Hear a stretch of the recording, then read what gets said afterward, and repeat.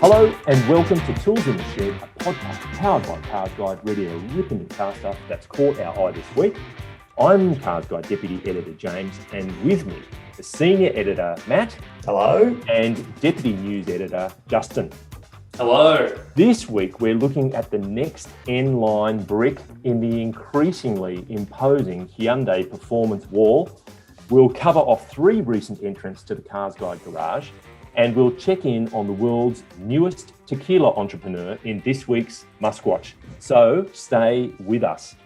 First of all, we will go to our main topic of conversation, which is all about Hyundai, as I mentioned, and N and N Line seems to be an increasing focus for the Korean brand. And Matt, you've been this week investigating further. You had the opportunity to get a sneak peek of something. Tell us all about it, please. Big time. It was the Sonata N Line, which is going to be the only Sonata available in Australia this time around. So that signals some intent to me that Hyundai has realised that the sedan market, which has been, doing the downward trend for a long time, there's still a point to be made in that part of the market, and performance is going to be Hyundai's point that it's making in that zone. I think we're going to see more and more of this from different brands moving forward. The likes of the Mazda 6, for example, the next generation version is touted to be getting this new inline 6-cylinder engine with hybrid and all that sort of stuff. So there is going to always be a market for the sedan. It is shrinking the size of that market, and the vehicles themselves are actually getting bigger as well. And this new Sonata N Line is a performance-focused car, and that's what the N Line brand is all about. It's got a 2.5-litre 4-cylinder turbo with 213 kilowatts and 422 newton meters. That's heaps. That's more than a lot. So, compared to the old 2-litre version, which wasn't a performance model, it was the premium version of the Sonata, which a 2-litre turbo, 180 kilowatts and 353 newton meters. So we're seeing sizable jumps in terms of performance. It won't just be the look of it. It's not just the engine. Of course, it's going to have a specific N-line suspension and steering tune, but it's not an Australian-specific tune this time around. Right.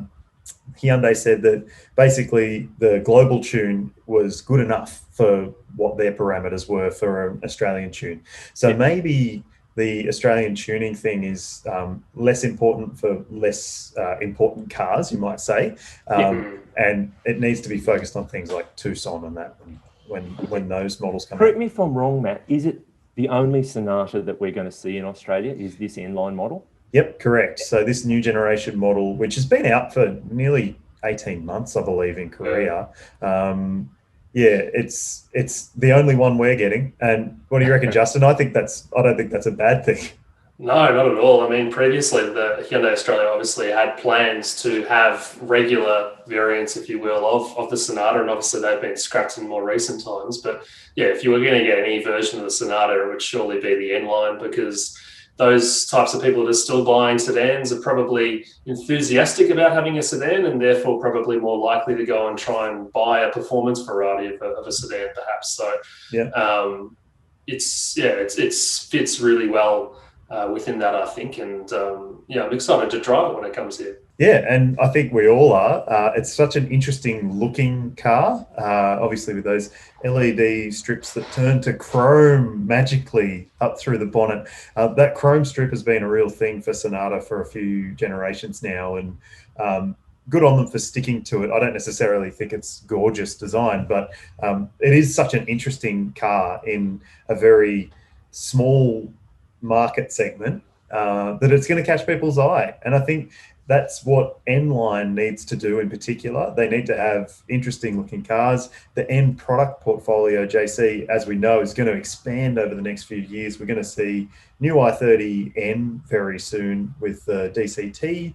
i30N sedan is also coming as well. But does that mean we lose the fastback?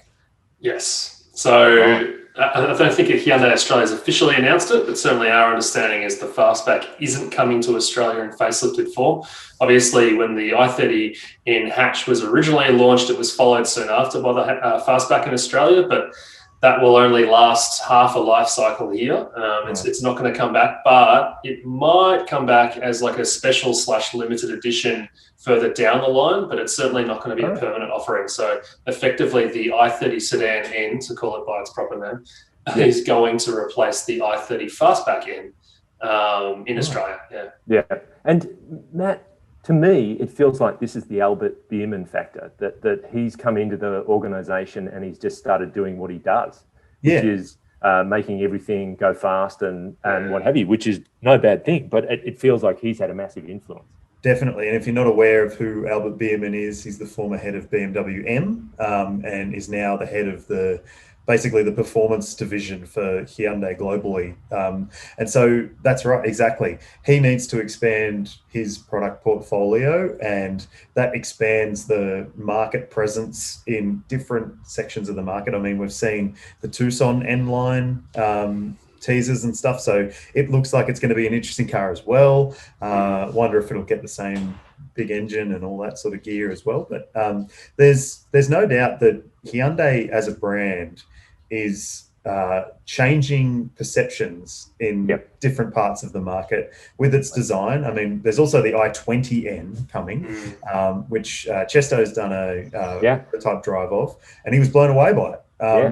All the reports seem to suggest that, up against the likes of a Ford Fiesta ST, that is a really compelling little car. And also an interesting looking car. So, it makes me wonder, how far can this N line portfolio spread? I reckon that's a really interesting point, because my mind goes to, all right, now you've got N line and you've got N.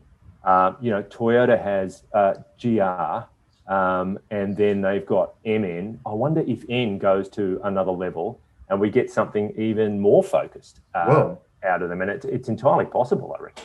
Definitely. There's a supercar coming from Hyundai, a mid-engined or mid-engined electric engine, if you will. That's right. I can't believe how many times I just said engine. But with Rimac, which is a Croatian specialist in high-performance electric vehicles. So they have a partnership with them. Hyundai's been on the record before with various concepts and speaking about this new N flagship that's going to come in the future, that's going to be a proper dedicated sports car, probably all electric, given the Rimac partnership. And, that's going to be a genuine bit of kit. It'll be interesting to see how it's positioned, because on paper, certainly the way to describe it, it sounds like, a proper sports car that's going to cost a pretty penny, and not, kind of mainstream hot hatch, if you will.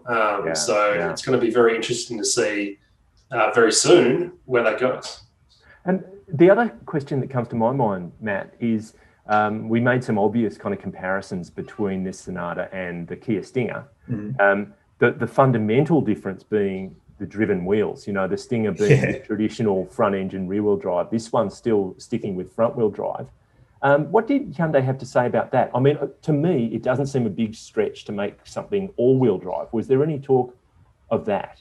Yeah, no mention of that. But I don't necessarily think that that's a global consideration either. But I don't know whether there is. Honestly, I don't know whether there is an all-wheel drive take on Sonata in the world.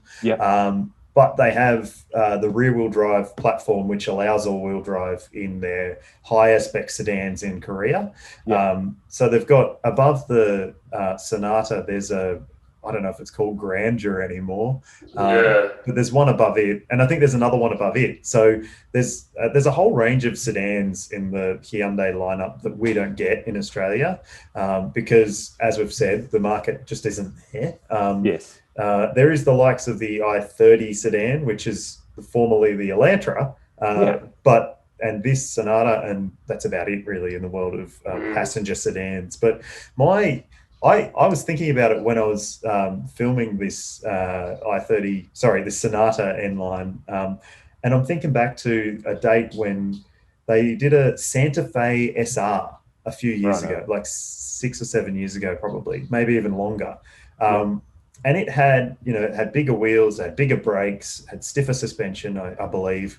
but just the same engine and that. So SR was basically what N Line is today. It was the fettled. It was the start of it all, really. Yeah. And in Australia, it was, I know that there was a lot of brand value in the SR badge, so it must have hurt to have to change it to this new global N Line brand. But it is a global move, and this is part of a very big global strategy. So I think it's only a matter of time. If we're seeing a Tucson N Line, then maybe we'll see a Santa Fe N Line. Maybe there'll be a Palisade N Line. Who knows? So it's just going to keep growing. The only reason I mention all-wheel drive is I do remember talking to a person inside on the engineering side of Hyundai, talking about how basically a Tucson all-wheel drive rear end will just bolt into an i30, more or less. That you can make that car all-wheel drive without too many headaches. Yeah. And I would have thought that might be possible elsewhere, given that they've so much commonality in platforms and powertrains and things. Yeah. You wouldn't be terribly surprised to see it happen with this Sonata. Probably not, but it seems to me that they're happy with front-wheel drive for this car. And maybe, who knows, there's going to be all-wheel drive performance models across different variants in the range. But I don't know whether honestly, I'm not really sure whether the market in say a $50,000 Hyundai sedan is demanding of the sort of all-wheel drive traction that we would want with that sort of power. And we've seen so many cars now that are front-wheel drive with 200 to 250 kilowatts of power that can manage it really well. It is surprising. Like, you look back 10 years and any car with 200 kilowatts at the front wheels was just a tire burner. Well, 403 MPS. 400 plus Newton meters of torque. That's a massive amount to be putting through the front wheels. And managing it effectively and getting it on the ground. So, hats off for that. But that kind of output, not all that long ago, was V8 territory for sure. Absolutely. Get that, it's quite a big four-cylinder. 2.5 liters. They're big. They're big pots, but still 422. That's amazing. In terms of N and all-wheel drive, though, let's not forget the Kona N's not that far away either. It hasn't been officially revealed yet, but certainly the expectation is that will be all-wheel drive, and that's going to be the kind of first time we see that i30N package with all-wheel drive. Again, not confirmed, but that is certainly the expectation that, an all-wheel drive Kona is currently available, so that the N flagship will also probably be all-wheel drive as well. It might not be, but so there's a strong chance. Wouldn't it be funny if it was rear-wheel drive? Now that would be unexpected.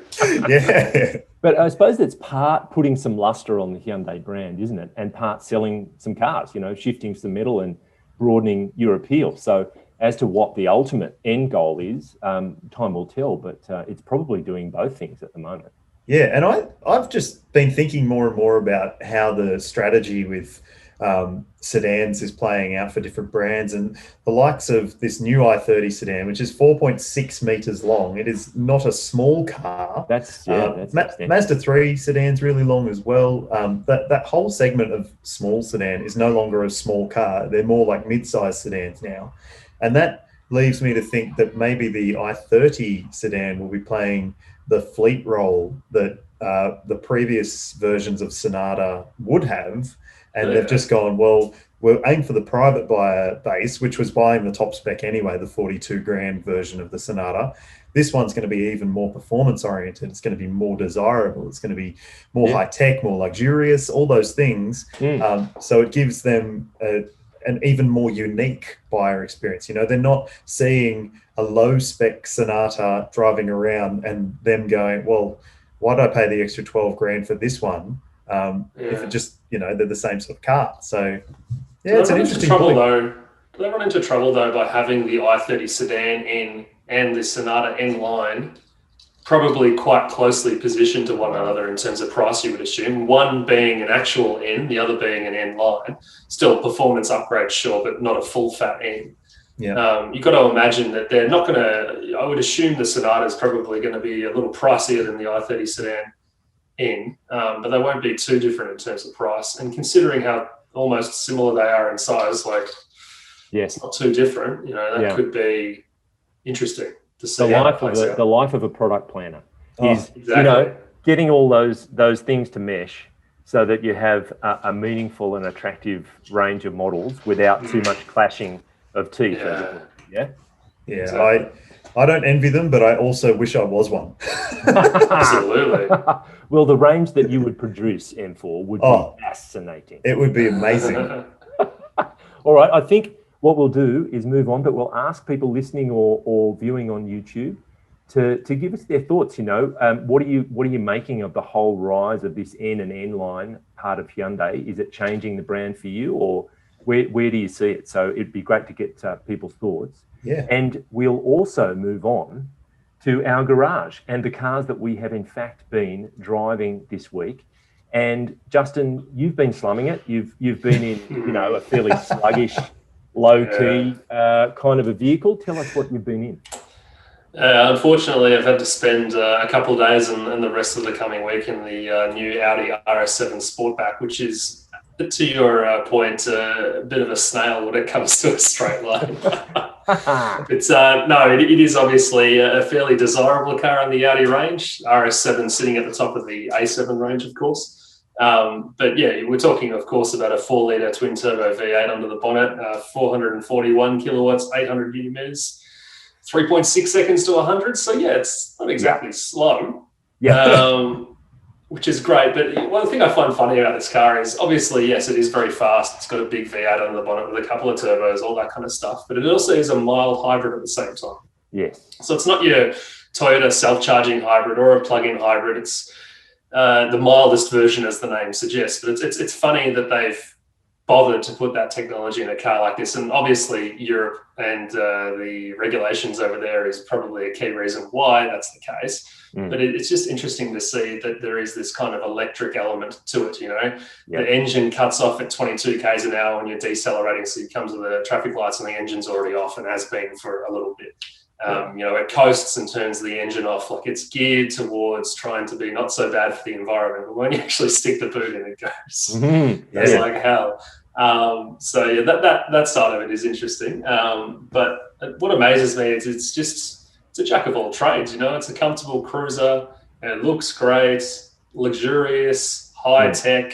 Obviously, we know the performance is there. It's nice to drive. Like, there's really not a lot to hate magnificent about that car. Well, what about the price tag, mate? You might be a bit hard to stomach that one.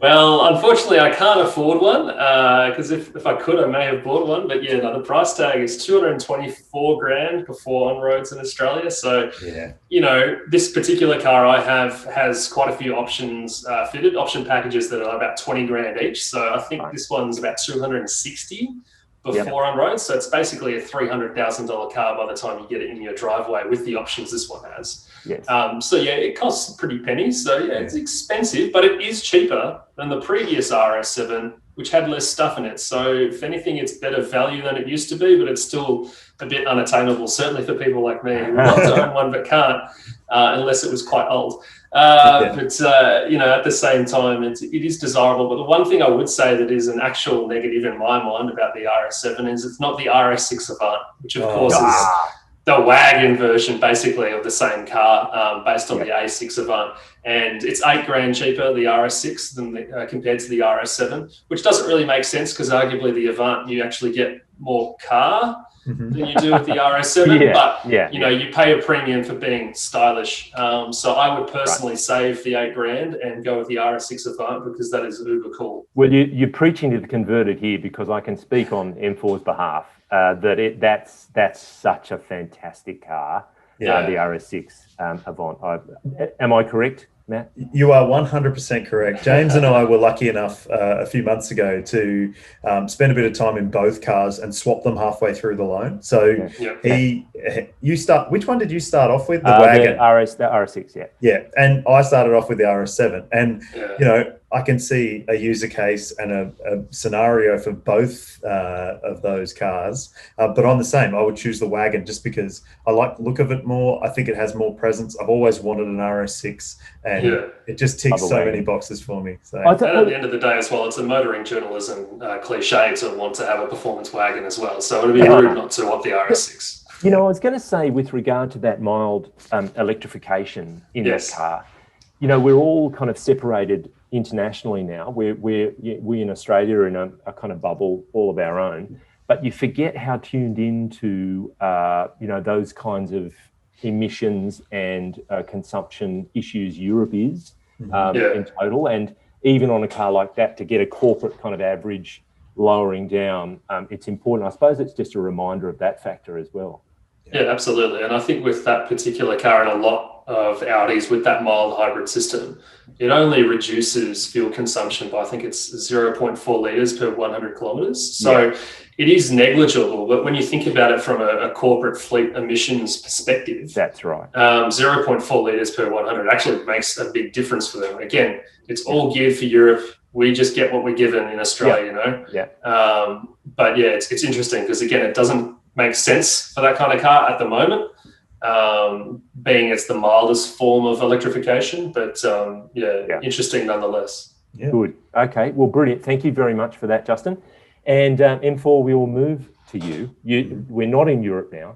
We've gone to a different place. You've been immersing yourself in this vehicle. Tell us all about it. I have the Honda CR-V, the 2021 version of the CR-V, which unless you know the differences, you might struggle to pick them because it is a facelift of the car. It's not a overhaul per se. It does get a slightly different look. There's like a little mustache that runs, which is a common theme I'm seeing on a lot of cars these days, is there's these sort of thing that runs down and then it wisps up at the edges. I'm guessing there's some sort of aero benefit, but also it's a design trait at the moment. So there's that. You get a new grille, you get there's different wheels on the one that you'll be seeing on YouTube if you're watching. In each corner, you get a different wheel. Yeah. Each corner. You get four of them. That is unusual, but a different design at each corner. Love it. No. So you get there are different wheel designs available across the range. Okay. Yep. The version that I had is the VTI LX all-wheel drive, the top spec at $47,490, which is a lot of money. It had the biggest wheels, the 19s, which you'll be seeing on YouTube if you're watching there. And there's also a new tail light look, which is basically like you saw in the HRV. It went to a sort of smoked tail light look. A few other different features. Inside, not much has changed except for the center console's been redesigned, so it's easy to put your USBs in. Nothing's changed in terms of the media system. It's a 7-inch screen, which is small by class standards now, but it's still got Apple CarPlay and Android Auto across every model in the range now. This is the important part. The base model car, the VI, it finally gets the big screen, but it misses out on all the safety kit that you get on the other models in the range. And it also misses out on the engine that you get in the VTI and up. So there's this VI model, to me, just doesn't make any sense. It doesn't fit with the brand value of, trying to offer safety to people and trying to offer a good engine to people. Just seems to me like, there might be a very small fleet market there for Honda to play in, but it's putting I think the brand's cachet and reputation at risk by still offering cars that don't have active safety technology in 2020 for a 2021 model year. If that car was tested under ANCAP's current testing regime, it would get 3 stars. Couple of stars, 3 stars, which I know I wouldn't be happy recommending any one of my family members to be buying. If you can afford a car brand new, there are so many other options out there in this segment that have better safety technology. And that's across the range. There's still no blind spot monitoring, still no rear cross traffic alert, still no rear AEB. It's still missing a few other crucial items as well. The thing there is, Matt, it puts me in mind of when airbags started to emerge and, often they were optional. ABS was optional, a passenger airbag was optional. And that quickly became, people saw it through quite cynical eyes, that surely it doesn't cost you that much to put these essential safety items into the car. I reckon we're in similar territory here because those things have been developed to a point where they're often off the shelf from a Bosch or from someone else. I'm not sure how much is developed in-house, but it can't be a massive price impost to put some of them into a car, I wouldn't think so, and especially when Honda's decided to put prices up across the range anyway. So the top spec one is now $4,000 more or something, and it doesn't feel like you're getting 10% more stuff. So it is an interesting car. It's a really good practical family model. There's no doubt about that, but it is not up to date with its competitors. A RAV4 is a better car and on multiple levels. A Forester has better safety. A CX-5 has better safety, even though it's a very old car in the segment. And all across every single model. All of those have the same wheel at each corner as well. They do. That's one advantage, I suppose. They just have one wheel and it jumps between corners. Amazing. All right, well, I think we'll move on. I'll just thank you, Matt. I can tip in at the end here. I've been in the Mitsubishi Outlander PHEV, better known as the PHEV.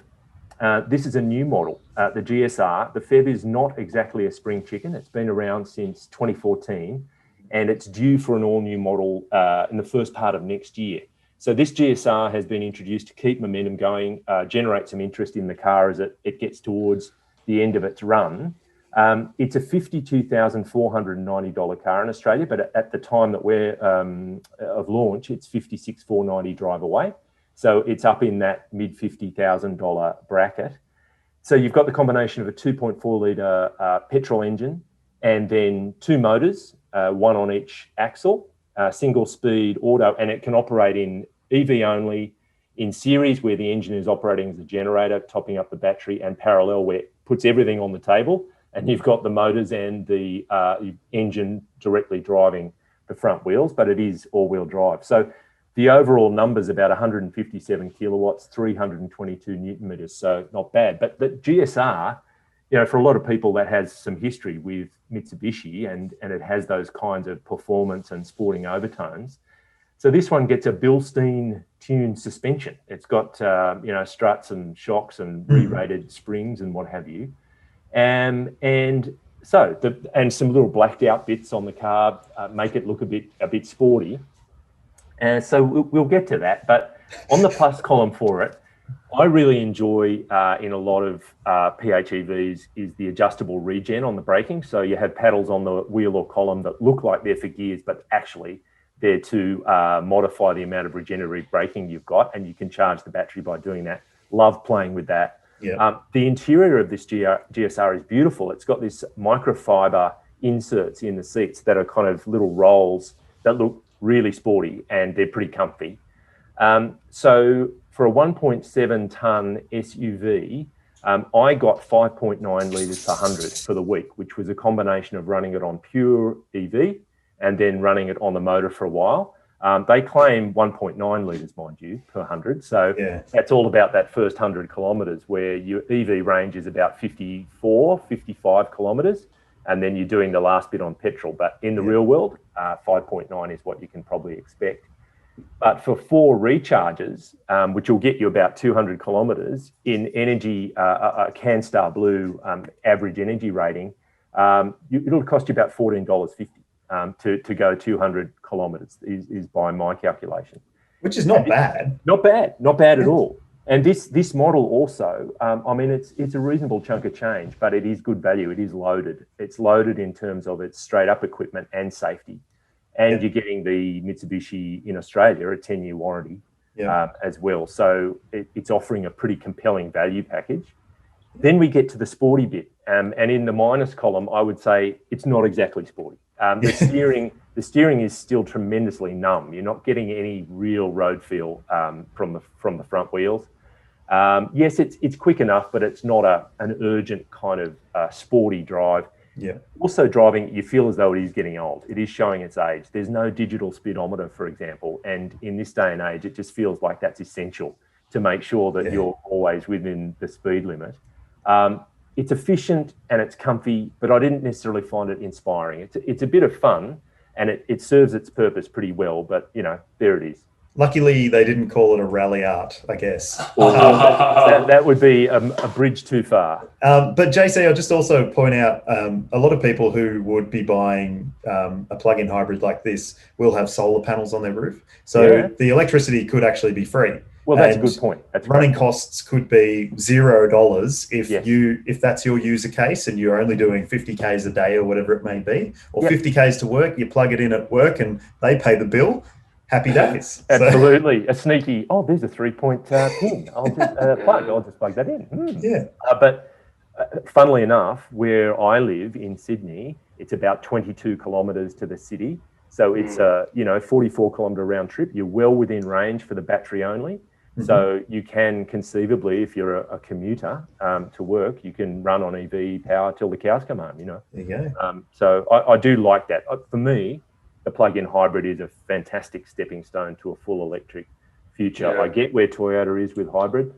I know it's an extra thing that you have to do each day, but I quite like it. I really enjoy that technology. On the GSR front, JC, how does it ride? Look, it's not too bad. It's a little bit jittery with high frequency imperfections in the road, but it's far from harsh. I found it to be pretty good overall. Yeah. Okay. Yeah. Cool. Yeah. So, but you're not getting that. You think Bilstein suspension, you think GSR, you think, oh, it's going to be really racing, and then you grab the steering wheel and turn into a corner and go, what's happening? Will this happen? There's just not that immediacy of the drive, if you know what I mean. I think that's been a bit of a trait of Mitsubishi SUVs for a long time. Yeah. So it's not quite as direct as some of their rivals. no, it's there in force, put it that way, or it's not, depending on your point of view. Now, what we'll do now is just touch relatively briefly on some feedback that we had on last week's episode. And we were speaking about Hyundai's potential move into Toyota Land Cruiser territory, building a body-on-frame, large, off-road capable SUV. And it generated quite a lot of thoughts from viewers and listeners. And Peter Crott said, if any company can challenge Toyota's dominance in Australia, it's Hyundai. Look how far they've come in a relatively short period of time. This will just make competition better cars with cheaper prices. We all win. And it's hard to argue with him on that front. Yeah. But Neza, our old mate Neza, said, I think Hyundai has a bit of leeway in costs because we were talking about can they bring it to market to undercut the Land Cruiser, whether it's an investment for them in exploring a new market territory. And he made the point that the steel that might go into that car could be at an attractive price because Hyundai, of course, is also a steel maker. Yep. And they are very good in terms of high-strength steels and putting those in their vehicles. If anyone could make a vehicle tougher than the Hilux or Land Cruiser, his bet would be on Hyundai or Kia. So that's an interesting perspective, I thought. I think the other side of it is the reason that the Land Cruiser in Australia has this reputation is that they're pretty hard to break. They last 500,000 Ks. You probably could not do an oil change and it'd be fine for 500,000 Ks. But if you do get stuck somewhere in Outback New South Wales or Outback Australia, anywhere, there's a dealership somewhere. So Toyota dealership. There are parts at the milk bar as well available. Exactly. Yeah. So there's a spread of dealerships all over the nation that just allow that peace of mind. If something does go wrong, I would argue that maybe like Mitsubishi might be the next best in terms of Australian spread of dealership footprint. But yeah, Hyundai is definitely growing in Australia and growing its presence. So yeah. You're right. I mean, that is a Toyota. Whether its perception is everything. There's reality in there, but also it's become folklore that, Toyota everyone knows how to work on a Toyota, your corner mechanic, not just the dealers. So there's that. It's very much in Toyota's favour at the moment. You're right. Yep. Jim Danick says, this is not Hyundai's first go at a ladder frame four-wheel drive. They sold the Terracan in Oz from 2001 to 2007. And what a wonderfully awkward looking vehicle that was. But he's right. Thank you, Jim, for that reminder. Then Places to See, spelt SEA at the end, Places to See. Hyundai have also made a four-wheel drive H1 Star X. So H1 is the global naming for the iLoad. Yep. Something that he believes should have come to Australia and ideally should now, but with more towing capacity. Maybe with 6-cylinder diesel at a realistic price, they'd be great when you drive the East Coast, etc. all you see are 200 series Land Cruisers used for towing. So a Hyundai four-wheel drive would need similar towing capacity and larger payload. So yeah, absolutely right. But we've got a picture for people on YouTube of the Star-X, and lo and behold, it looks exactly like an iLoad. Yes. With slightly different wheels. So that's an interesting one too. Well, the six-cylinder thing is also with that Genesis six-cylinder that we've seen in the GV80, that theoretically could be a really good fit for that sort of application. Yes, absolutely. Big outputs, very refined, very nice driving. So interesting. Now, the next couple of comments relate to a story that our very own Byron Matthew Darkus has written. So I'll run through the comments, then we'll talk about Byron's story and how it addresses these thoughts. So Wax 333, our old mate Wax 333 and a loyal Kiwi, says Hyundai will need to prove it can compete with the Land Cruiser in the real world, not just on paper. Be a very tough sell in the first few years, but if Hyundai can stick to it and keep refining the vehicle, the numbers will start climbing. Will we see a Hyundai Ute anytime soon? So hold that thought. And Grudland74 says Hyundai could take a leaf out of Isuzu's book by releasing a rugged dual cab Ute and then an SUV body on top, but still thinks the Santa Cruz has a business case here in Oz. So Byron just recently wrote a news story that says there's a still secret 1-ton truck employing a ladder frame chassis lurking around in Hyundai, rumoured to hit the streets sometime in 2023. And Byron has various Hyundai Australian executives saying it can't come to Australia quick enough. They're on the record saying that. And the Santa Cruz, much as all I'd been thinking that was a bit of a no-go zone for Australia, that aims to kind of reinvent the Ute as a civilised getaway machine, a little bit like the Subaru Brumby, Proton Jumbuck, but slightly larger and a little more sophisticated. A monocoque body construction rather than the frame, body on frame.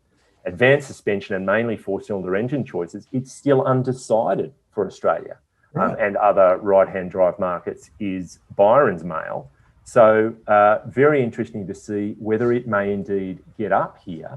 It's a slim chance, he says, but if the Palisade fires, and bear in mind that was a car that was never intended or was never going to come to Australia, and lo and behold, it has, Byron says you never know. So it still could happen.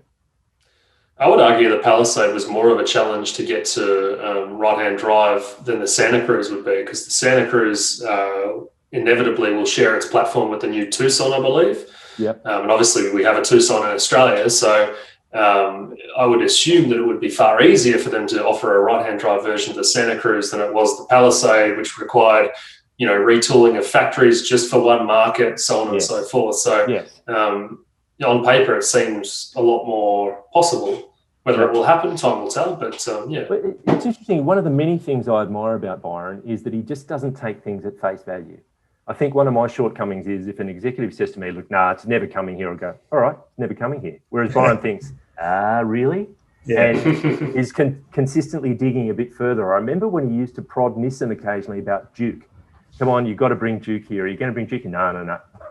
And what happened? The Duke came here. Yeah. And that is his approach. And so he's been probing around on Hyundai with these things. So you never know. Mm-hmm. Definitely.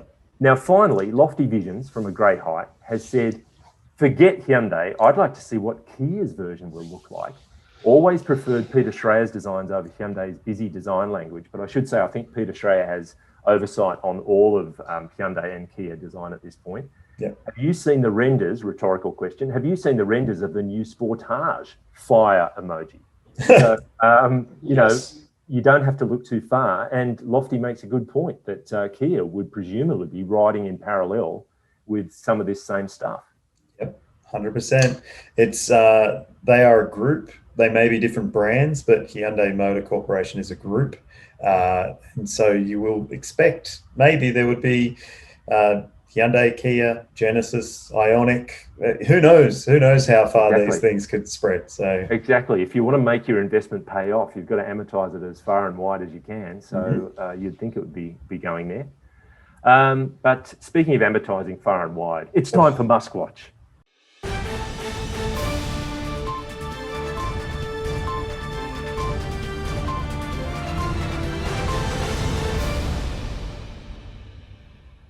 Tequila.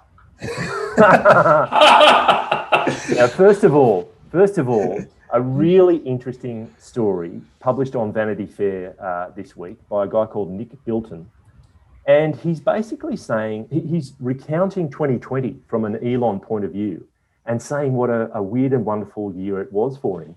But he actually called out a turning point being just outside of 2020. It was December 2019, when Elon, against all expectations, won the pedo guy defamation case in Los Angeles. And he decided at that point, according to Nick, to go in hard on his perceived enemies. Like, that just gave him a license to forget it. I don't care what you think. I'm just going to do what I want to do. And in the interim, he has sacked his external PR agency for Tesla, stopped hiring for openings in his communications team, disbanded the PR department, blanket blocked many of the journalists who'd covered that Vernon Unsworth trial about the pedo guy tweet. And Elon is his own communications director now. So it's like we're getting pure, unadulterated Elon. And he's had a lot to say about COVID reporting and lockdowns and the impact that they have had. But according to this story, to everyone watching, it seemed as if Musk was finally unraveling from the pressure of his mission to save the world. And this is Nick talking to various people who are in Elon's orbit, saying, the thing about Elon is that right now, everyone else is finally seeing the way he's always been. This is a former Tesla executive. He's just being Elon a lot more publicly. So we've had these kinds of meltdowns with no filter to stop it just getting out into the public realm. All of these guys, I've spent time with them, Musk, Zuck, all of them, they all exhibit tendencies of total and complete pathological sociopathy. They don't, at their core, give a flying uck about you or me as individuals. Yes. Well, is this news to anyone? Yeah, it's the same. Sounds pretty obvious. It might be. And look, some close to him, according to the story, are saying that the behaviour that's on display through 2020, it's been quite erratic. It's because of substances that he might have been consuming, alcohol, marijuana, that he obsesses about on social media. Or LSD, as that singer Azalea Banks claimed, and Musk has since denied, or Ambien, which he's been quite upfront about using. So whatever his drug of choice, several executives have told the author that employees at all of his companies check Musk's Twitter account first thing in the morning to see what disaster happened the night before and to decipher it will lead to a new lawsuit, affect Tesla's stock price, or add to growing public resentment toward their CEO. So, for example, if you're at Tesla, everybody watches the next SpaceX launch because they know if it goes well, Elon's going to be in a great mood and all these budget requests go into his desk, while the window of opportunity is open. But if it doesn't, people just keep their head down and cower because things don't go so well. Really revealing and very interesting story. Yeah, wow. But one thing that has come to pass is Teslaquila. Now, it in fact started as an April Fool's joke. That like everything he does. We're going to get into the Tesla. Have we said juvenile sense of humour? Anyway, he was going to get into making a tequila. It's happened.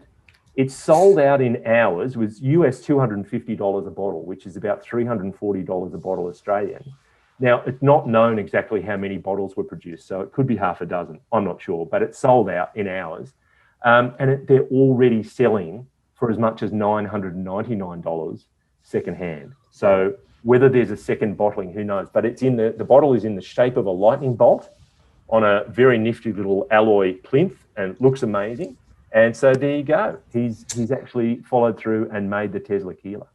Oh, it'll be good to fuel the flamethrowers with, I guess. That was the rockets. That was a big seller. Absolutely. Oh, rockets, exactly. Rockets. Yeah. The Tesla share price is now $413.13. It was $420.98 last week, but it got up to a high of about $449 on Tuesday. But it's still in this same band. We're not getting the volatility that we once saw over the last several weeks. In fact, couple of months, it's been pretty steady as she goes. Yep. I found 3 different news outlets that were running on a similar theme. Stock News, for example, said Tesla versus Ford, which stock is better to buy? And their conclusion was Ford. Yeah. CNN Business want to invest in electric cars. GM could be a better bet than Tesla. And on balance, they came down on the side of GM with things like Hummer and other initiatives that they're developing. And Yahoo Finance, will Tesla or NIO stock grow more by 2025? It's NIO.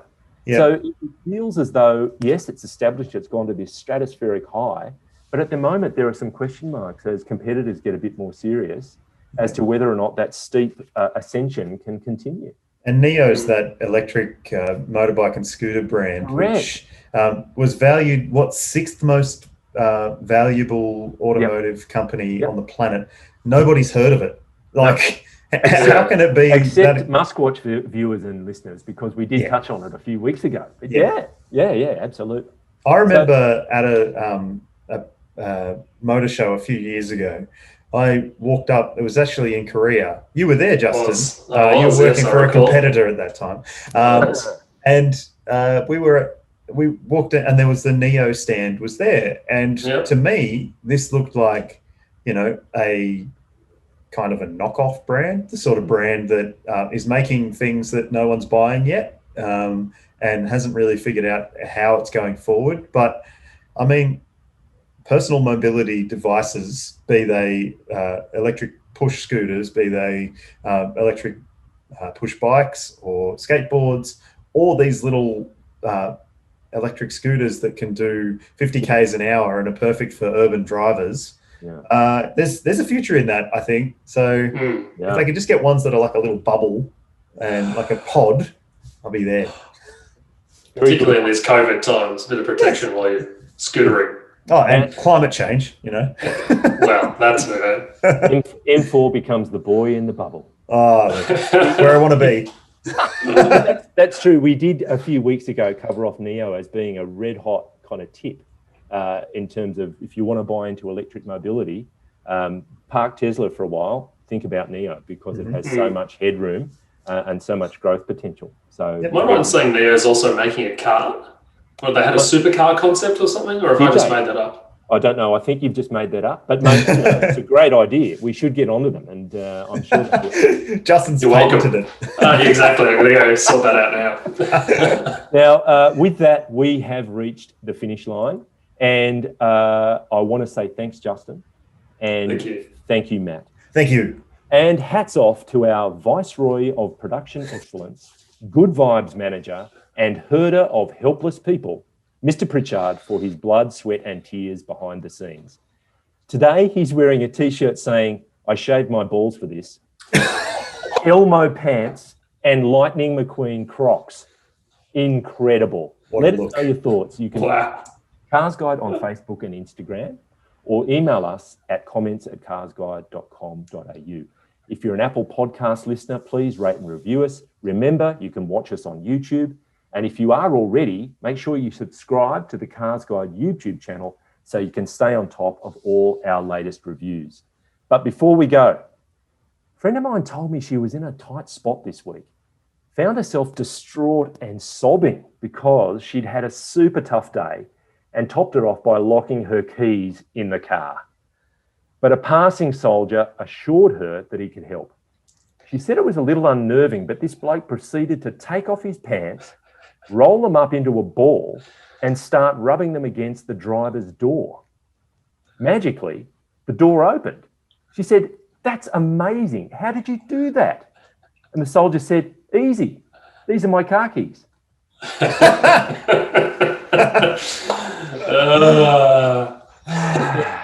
Brilliant as always.